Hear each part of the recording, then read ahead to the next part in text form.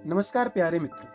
भारतीय आध्यात्मिक परंपरा से जुड़े हुए, उसमें विश्वास रखने वाले हजारों लोग एकादशी का व्रत रखते हैं, क्योंकि यह जो दिन है वो केवल उपवास का दिन नहीं है, बल्कि हर महीने वाला एकादशी वो दिन है जब आत्मा, शरीर और हमारा चित्त तीनों को शुद्ध किया जा सकता है। हमारे जो शास्त्र हैं वो कहते हैं कि जो एकादशी का व्रत है वो हमारे जन्म जन्मांतर के जो पाप है उसे नष्ट कर सकता है। एक तरह से जो एकादशी का उपवास है ना, वो हमारी आत्मा का स्नान कराता है। हमारी जो आत्मा है उस दिन शुद्ध होती है। एकादशी का विशेष तौर पर आध्यात्मिक महत्व है। जो हमारे हिंदू पंचांग है, जिसके हिसाब से हम बहुत सारे त्योहार, पर्व इत्यादि को मनाते हैं, हर महीने में दो एकादशी आती है। पहली शुक्ल पक्ष और दूसरी कृष्ण पक्ष की 11वीं तिथि को। यह दिन चंद्रमा की एक ऐसी स्थिति में आता है जब हमारा मन, ध्यान और संयम सबसे उपयुक्त होता है। शास्त्रों में कहा गया है कि इसी दिन जो भगवान विष्णु थे वह स्वयं योग निद्रा से जागते हैं और भक्तों की हर पुकार सुनते हैं। हमारे आध्यात्मिक ग्रंथ श्रीमद् भागवत गीता में श्री कृष्ण कहते हैं कि जो भक्त मेरे व्रतों को श्रद्धा से करता है, मैं उसका पालन स्वयं करता हूँ।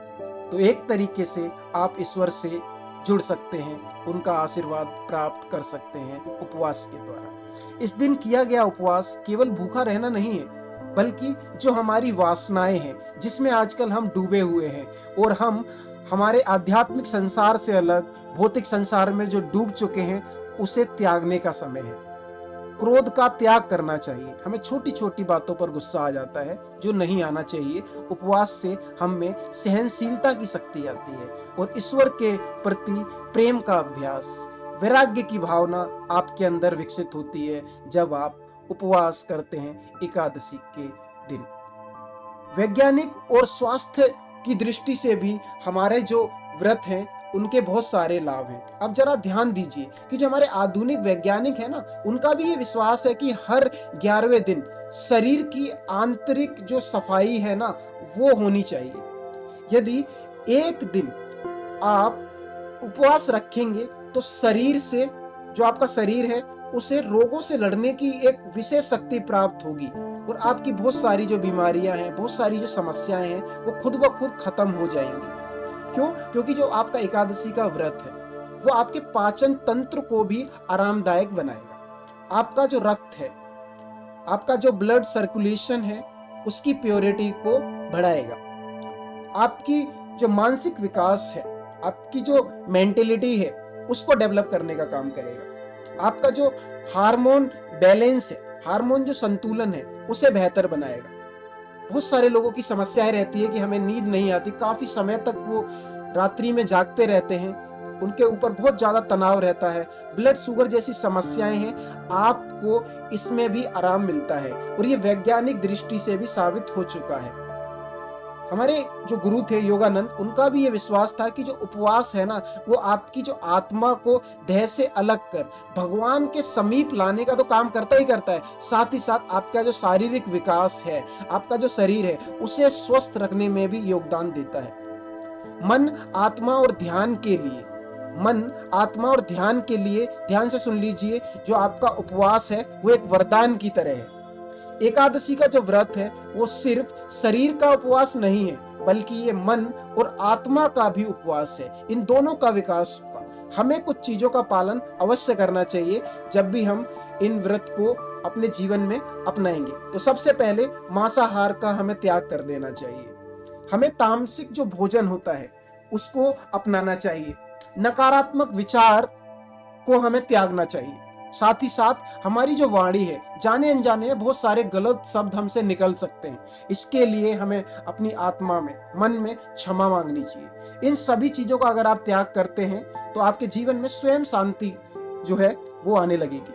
भगवत गीता का पाठ करें, भगवत गीता के जो विशेष उद्देश्य हैं उसकी प्राप्ति करें, उसके विचारों को अपने जीवन में अपनाएं, उसके हिसाब से अपने जीवन को जीने का प्रयास करें और हो सके तो मौन साधना करें, क्योंकि इससे आपकी जो आत्मा है वो हल्की होती है, आपका जो मन है वो निर्मल होता है और भीतर एक शांति का अनुभव होता है जिससे कोई बाहरी सुख नहीं दे सकता।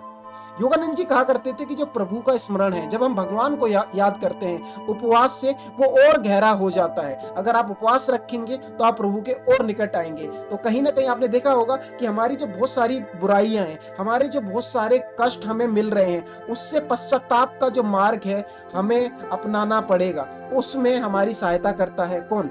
उपवास।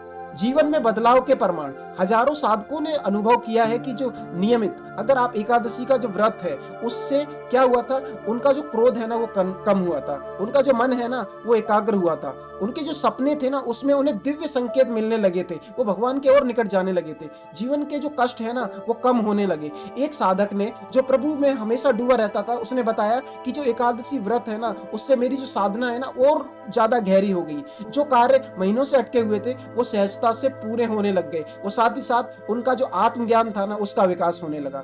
व्रत, आपको कैसे व्रत करना है उसके कुछ सरल नियम है। अब यदि आप व्रत करना चाहें तो वो सरल नियम क्या है, क्या करना है आपको? सबसे पहले आप एक याद रखें कि जिस दिन आप व्रत रखने वाले हैं उससे एक दिन पहले, व्रत की पूर्व रात्रि को आप हल्का भोजन करें। ब्रह्म मुहूर्त में आपको उठना है, सुबह सुबह आप उठें, ठीक है, स्नान करें, भगवान विष्णु की पूजा करें। अन्न, चावल, मांस, प्याज, लहसुन, इन सभी से आप दूर रहें। फलाहार लें, किसी भी एक फल का सेवन आप कर सकते हैं, जैसे फल, दूध और साबूदाना। इन्हें आप खीर वगैरह बनाकर भी खा सकते हैं, ठीक है। दिन भर श्री हरि का नाम जप करें। रात को विष्णु या नारायण की स्तुति करें। आप देखेंगे कि अगले दिन द्वादशी को आपके जीवन में परिवर्तन तो आएगा ही आएगा। आपको क्या करना है, एक ब्राह्मण को भोजन कराना है, तभी जो आपका जो व्रत है ना वो पूर्ण माना जाएगा। कोई ब्राह्मण आपके पास आता है, आप उसकी सेवा कर सकते हैं, ठीक है। तो सबसे पहले आप ये जानिए कि यदि आप जीवन को शुद्ध, शांत और दिव्य बनाना चाहते हैं तो आपको अपने जीवन में एकादशी का जो व्रत है उसे अपनाना चाहिए, क्योंकि एकादशी का जो व्रत है वो आपकी आत्मा को पवित्र बनाता है। ये व्रत आपके कर्मों की सफाई है। यह दिन ईश्वर के निकट जाने का वो द्वार है। आप अपने शब्दों को विराम देते हुए परमात्मा से प्रार्थना करें कि हर एकादशी आपके जीवन में शांति, शक्ति और प्रकाश लाए। इस आशा के साथ ही आपको व्रत को अपने जीवन में अपनाना है। अगर आपको आज के विचार, इस वीडियो के विचार पसंद आए तो आप वीडियो को लाइक कर सकते हैं, चैनल को सब्सक्राइब कर सकते हैं। साथ ही साथ हमारी इस आध्यात्मिक परंपरा से जुड़े रहने के लिए हमें कमेंट बॉक्स में जरूर बताएं कि हमारी वीडियो आपको कैसी लगती है। फिर मिलेंगे एक और नई वीडियो के साथ। आप सभी अपना ख्याल रखें। धन्यवाद। जय गुरुदेव।